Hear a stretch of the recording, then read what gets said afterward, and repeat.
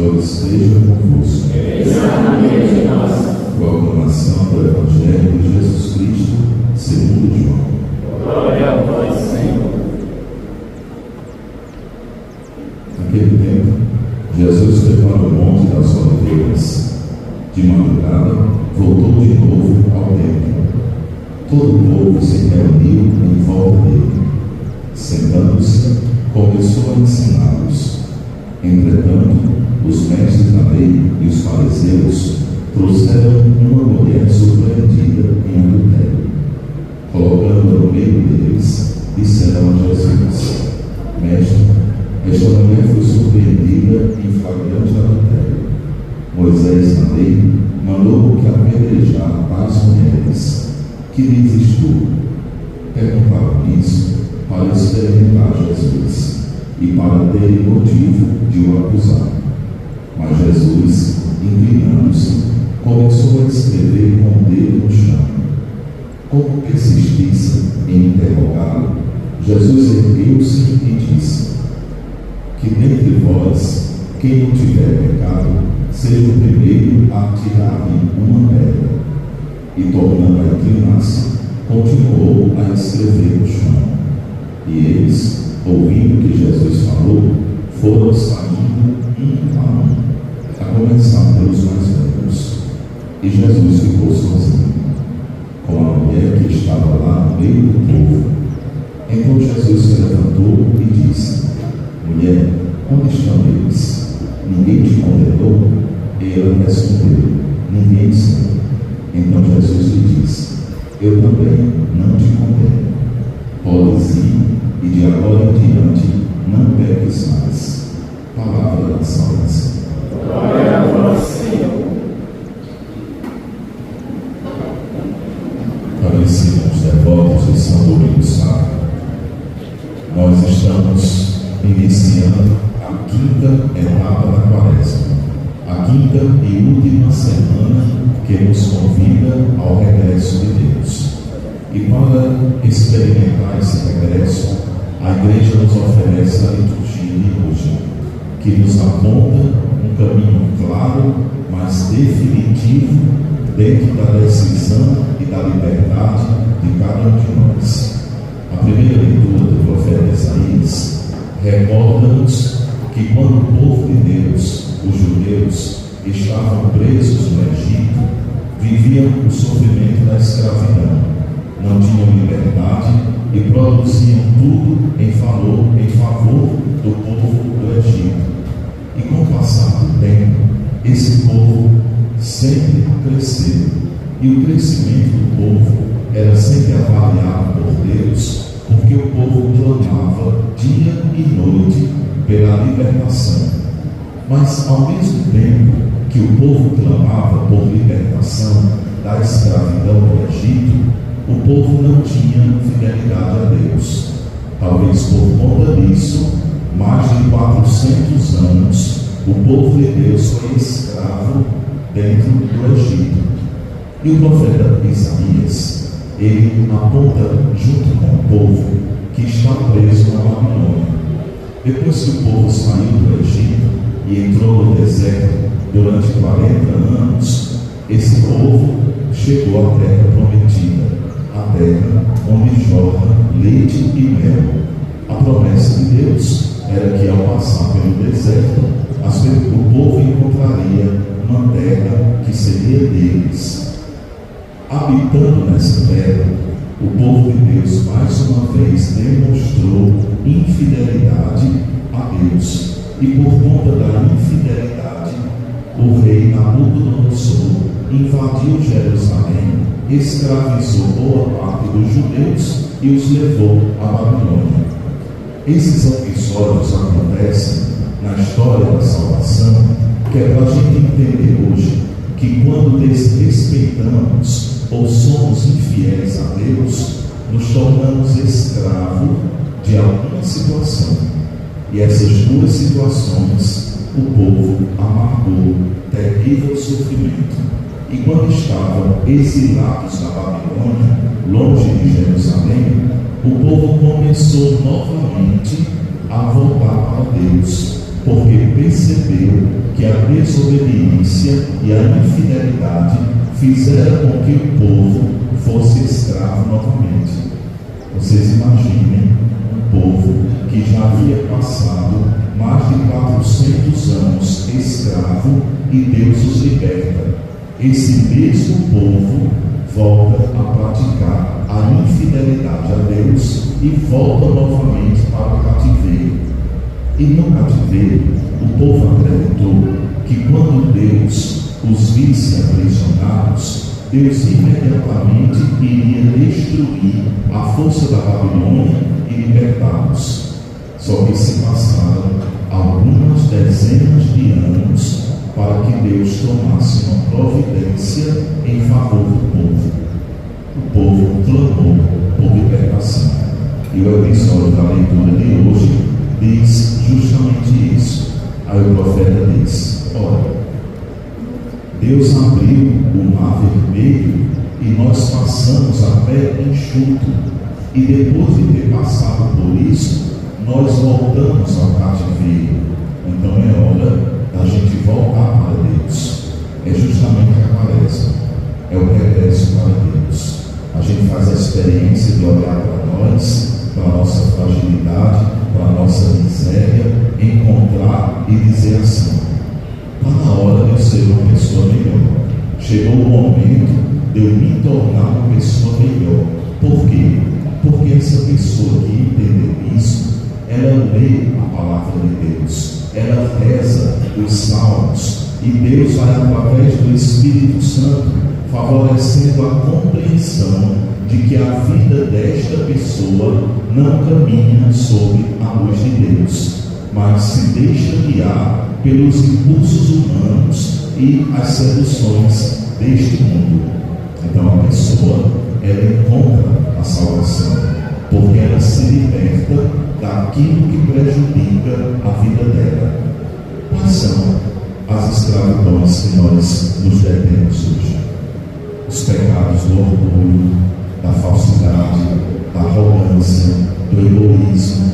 Então esses pecados, eles nos escravizam porque nós desobedecemos a Deus, não praticamos o bem, preferimos praticar o mal e acreditar que aquele mal que nós praticamos, nós estamos sendo vencedores, onde na verdade, diante de Deus, nós estamos sendo aniquilados da graça de Deus. Mas diante do mundo, que o Satanás é o dono do mundo, nós somos vitoriosos.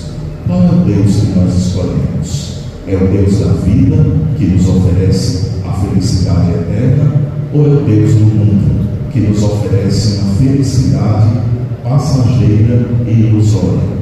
A segunda leitura da carta de São Paulo aos Filipenses: Filipe era uma cidade grande, e muita gente entrava e saía da cidade, e quase ninguém morava em Filipe, porque a maioria eram viajantes, comerciantes, que viviam à procura dos grupos nômades, dentro do deserto ou fora das cidades grandes. Então, São Paulo vai a Filipe, escreve a carta aos Filipenses e diz: no momento que eu me decidi por Cristo, eu mudei minha vida.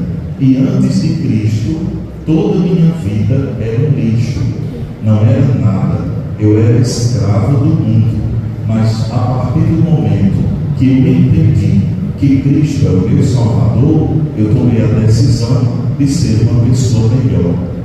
Vocês devem recordar, amantes da palavra de Deus, que São Paulo se chamava Paulo de Tarso, era um soldado romano, era judeu, mas tinha direito de soldado romano e perseguia os seguidores de Cristo. E numa queda que sofreu em Damasco do cavalo, São Paulo passou 2 anos sem enxergar bem, orientado por um professor a entender a Sagrada Escritura. E foi aí que Paulo de Tarso se converteu a São Paulo. E esse Paulo, modificado, amante de Jesus Cristo, mudou toda a sua vida. Quando alguém sai da nossa igreja, Aí ela diz assim: você encontrou ela na rua ou em qualquer outro lugar, mas nunca mais lhe vi na igreja? Não, eu não fui mais na igreja porque agora descobri Jesus, agora eu encontrei Jesus. Não é assim? Porque essa pessoa, ela não tinha coragem de modificar a vida dela dentro da igreja que ela estava, porque ela era orgulhosa e não queria descer do patamar que ela tinha construído. Então, para ela, estar numa comunidade diferente, olhe o que é que o orgulho faz. Estar numa comunidade diferente requer uma vida nova. Aí eu pergunto a vocês: uma pessoa, para se tornar melhor, ela precisa abandonar a casa de seus pais para se tornar melhor? Claro que não. Basta ter a humildade de reconhecer a sua fraqueza e recomeçar a sua vida.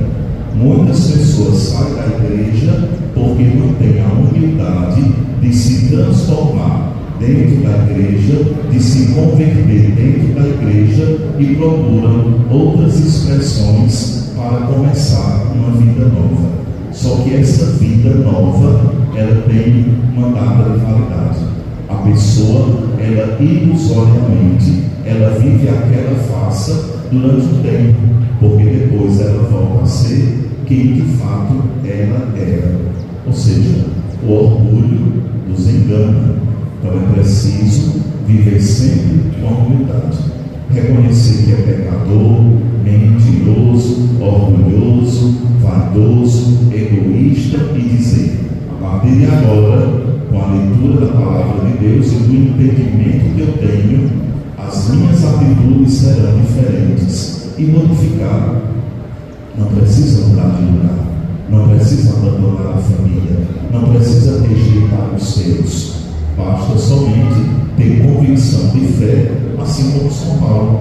Não deixou de ser judeu, mas assumiu a imagem de Jesus Cristo na sua vida. Cada dia, São Paulo ia se configurando a imagem de Cristo. E a gente vai perceber como Deus é bom. Deus cuidou do povo durante 400 anos, enquanto eram escravos. Durante o cativeiro na Babilônia, Deus continuou cuidando do povo e Deus continua cuidando de nós. O problema é que nós, envolvidos pelas seduções do pecado, não encontramos a Deus e encontramos as várias facetas de pecado que existem na sociedade. Vejamos aqui o Evangelho, o exemplo que Jesus dá da maneira como Deus nos trata. Deus não é um Pai impiedoso. Deus é um Pai justo, misericordioso e bom.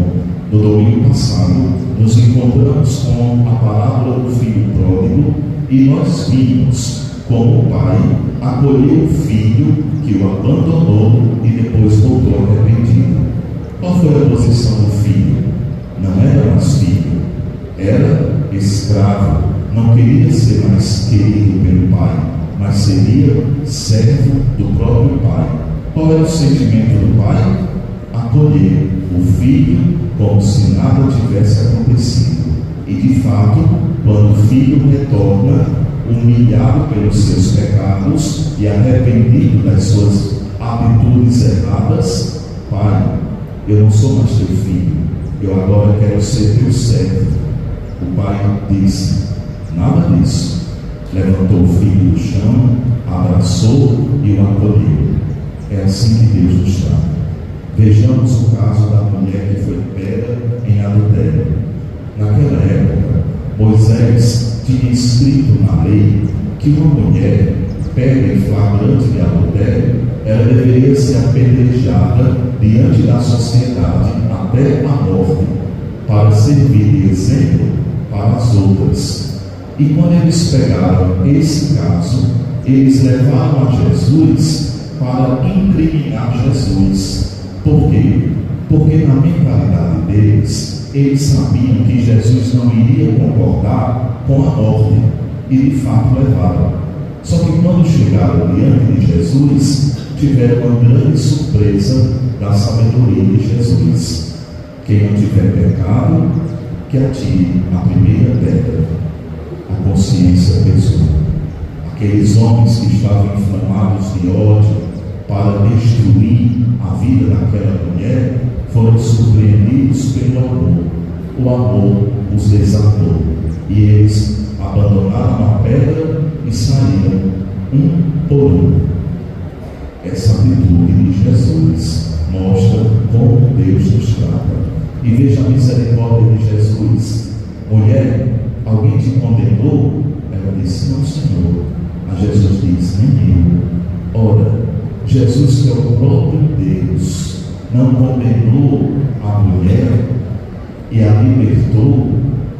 Por que é que nós temos a mania de querer condenar a vida dos outros, levantando falsidade, calúnias, invenções de histórias que não são verídicas? Por que é que nós temos o hábito de querer denegrir sempre a imagem do outro e acreditar que nós somos melhores do que o outro? Recordemos que Jesus não condenou a mulher, mas rejeitou a atitude dela, a atitude de adultério. Vá e não peques mais. Jesus não aceitou a atitude da mulher adúltera, mas Jesus não recusou o ser humano daquela mulher. E é justamente assim que Deus nos trata. Por isso, quando a igreja nos convida à quaresma, ela diz assim: volte para Deus. Qual é o caminho que eu devo tomar para voltar para Deus? Praticar o bem. Somente a prática do bem nos torna regressos para o coração de Deus. Somente amando, perdoando, é que Deus vai nos conceder a graça da sua presença entre nós. Não precisamos fazer grandes feitos, não precisamos modificar de vida, não precisamos mudar de igreja. Basta somente mudar a nossa atitude de mal para bom, de ruim para melhor, de escravo para liberto, de escuridão e trevas para luz. E é simples, só fazer o bem, acolher, entender a atitude do outro, querer corrigir a minha vida e não a vida do outro. Vocês já perceberam que é mais fácil para nós, e até somos doutores em consertar a vida dos outros? Olha, Maria, se eu fosse você, eu faria dessa forma, dessa maneira, até chegar nesse ponto. Louca de Maria se ouvir o seu conselho. É preciso a gente modificar a nossa vida. Modificando a nossa vida, Deus nos ajudará a modificar a sociedade que vivemos. E dessa forma, vamos nos despedindo da quaresma, perdendo a oportunidade de nos tornar pessoas melhores diante de Deus. A vida do outro é do outro, não me pertence. As decisões do outro é decisões dele, não me pertence. Então rezemos e peçamos ação domingo sábado, que nos ajude a ser